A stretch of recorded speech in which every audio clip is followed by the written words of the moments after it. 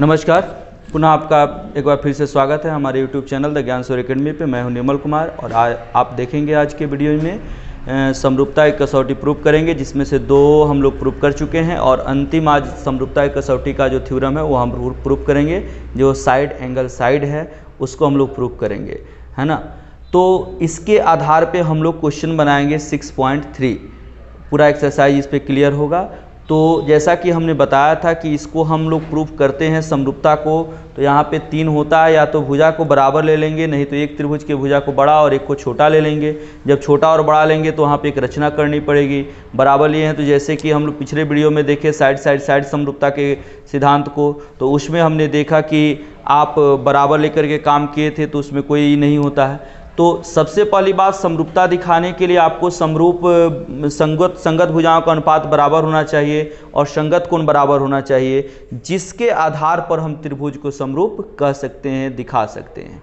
तो सबसे पहली बात यहाँ पे आपको सिद्ध करना है साइड एंगल साइड में कि दो भुजा का अनुपात दो त्रिभुज में बराबर होना चाहिए और दोनों भुजाओं के बीच में बना हुआ कोण बराबर होना चाहिए, और इसके आधार पर वह त्रिभुज क्या होगा, समरूप होगा। यहाँ पे अब बड़ा छोटा लेकर के हम काम करेंगे। तो आइए देखते हैं। हमने एक त्रिभुज ले लिया ABC और एक त्रिभुज ले लिया PQR,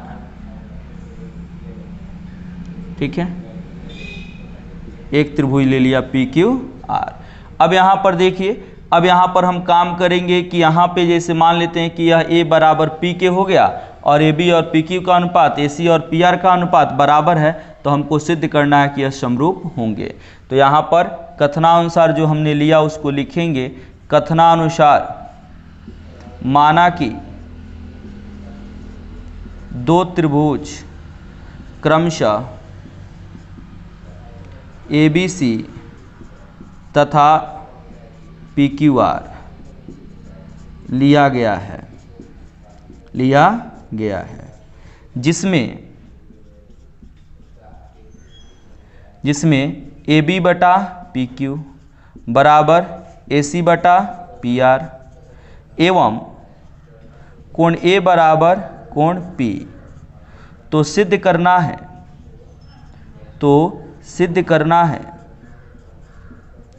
त्रिभुज ABC समरूप त्रिभुज PQR। अब इसमें हम कंसेप्ट में मान लेते हैं कि इसकी भुजा इससे क्या है, बड़ी है। तो इसके लिए यहाँ पर लिख लेते हैं, यदि PQ बड़ा हो गया किससे, AB से। अब यहाँ पे काम करेंगे रचना का। रचना में क्या करेंगे कि यहाँ पर PQ पर एक बिंदु M ले लेंगे और ऐसा लेंगे कि यह PM बराबर AB हो जाए। यहाँ पर एक बिंदु N ले लेंगे और ऐसा लेंगे कि PN बराबर AC हो जाए, और M से N को मिला लेंगे। त्रिभुज PQR में PQ पर एक बिंदु M तथा PR पर एक बिंदु N इस प्रकार लिया कि AB बराबर PM तथा AC बराबर PN एवं M से N को मिलाया, ठीक है। अब देखेंगे यहाँ से, अब इसका प्रूफ प्रमाण देखेंगे क्या होगा, ध्यान देंगे। अब इसको तो हमने ले लिया, AB बराबर PM AC बराबर PN। हमको अब देखना है यहाँ पे कि यह क्या होगा।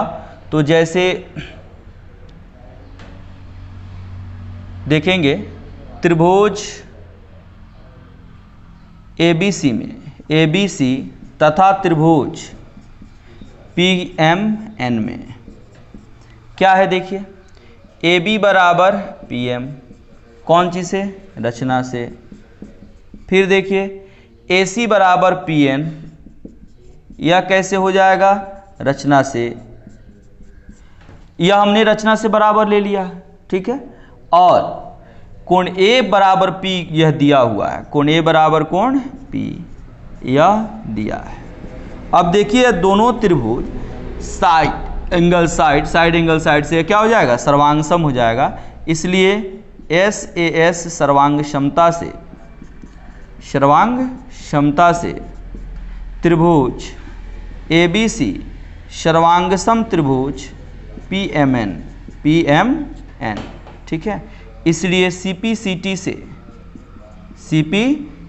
से क्या हो जाएगा, कोण B बराबर कोण M तथा कोण C बराबर कोण N, ठीक है। यह हो गया। अब देखिए यहाँ पर हम जान रहे हैं कि AB बटा PQ बराबर AC बटा PR दिया हुआ है ना। अब त्रिभुज ABC तथा त्रिभुज PQR में हम जानते हैं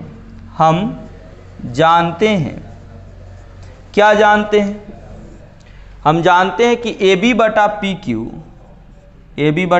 PQ बराबर क्या है, AC बटा PR है।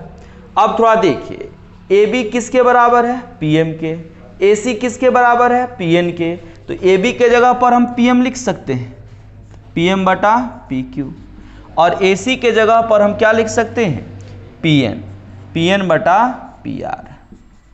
अब देखिए यदि इन भुजाओं का अनुपात हम बराबर कर देते, यह इसके समांतर हो जाएगा, तो यहाँ का संगत कोण बराबर हो जाएगा। अब B बराबर M है और M बराबर अगर Q कर देते हैं तो B Q के बराबर, N बराबर C है, N अगर R के बराबर कर देते हैं तो C बराबर R हो जाएगा। तो यह त्रिभुज समरूप हो जाएगा, हमको वहीं लाना है।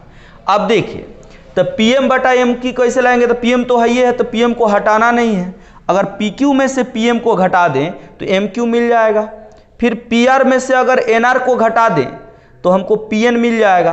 तो कैसे घटाएंगे, तो इसके लिए अब इसको बदल देते हैं। पहले PM बटा PM आपको बताया गया, अगर पूरा भाग दिया हो, आधा पूछ रहा हो तो घटाव करेंगे, अगर आधा दिया हो पूरा बनाना हो तो जोड़ का काम करेंगे, और जोड़ने घटाने का काम हम एक करते हैं दोनों तरफ।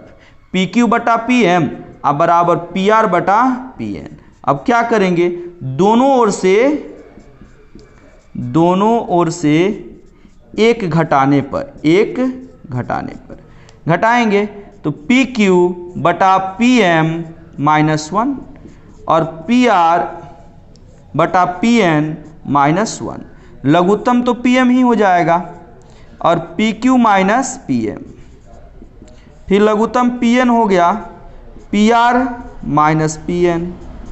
क्या होगा, PQ में से PM जब हट जाएगा तो क्या बचेगा, MQ बचेगा।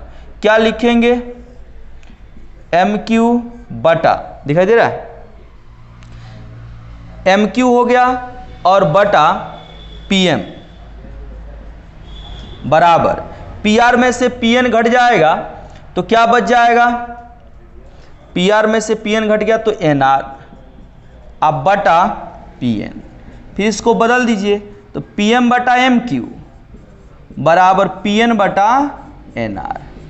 क्या हो जाएगा, अब देखिए यह हो गया इसका अनुपात बराबर। तो आप जानते हैं कि अनुपात बराबर होता है तो थेल्स के प्रमेय से भुजा समांतर होती है, तो थेल्स के विलोम से क्या हो जाएगा, MN समांतर QR, MN समांतर QR। इसलिए क्या हो जाएगा, कोण M बराबर कोण Q और कोण N बराबर कोण R। यह क्या हो जाएगा बोलिए, संगत कोण, ठीक है। और देखिए MQ के बराबर NR के बराबर है, MB के बराबर है, यहां पर हमने निकाला है, चूंकि M बराबर B और N बराबर C, इसलिए क्या हो जाएगा, B बराबर Q और C बराबर R। AP के तो बराबर पहले से हैं, इसलिए यहां पर क्या हो जाएगा, त्रिभुज ABC समरूप त्रिभुज PQR। ठीक है। अनुपात बराबर हमने कोण बराबर कर दिया, यह हो गया साइड एंगल साइड के लिए, है ना।